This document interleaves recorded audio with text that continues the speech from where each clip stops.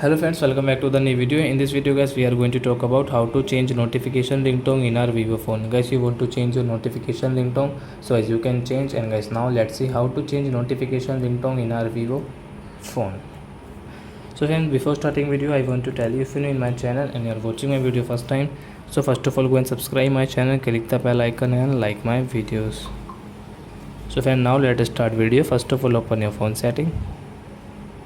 Guys, click on sound setting, scroll it, and guys click on this notification ringtone.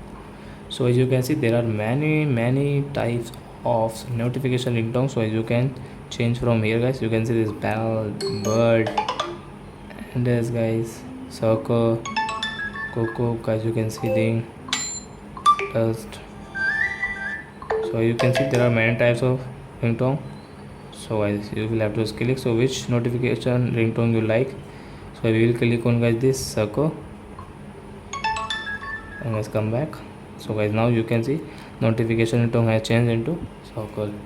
So I hope friends you have understood how to change notification ringtone in Vivo phone. So that's it guys, thanks for watching.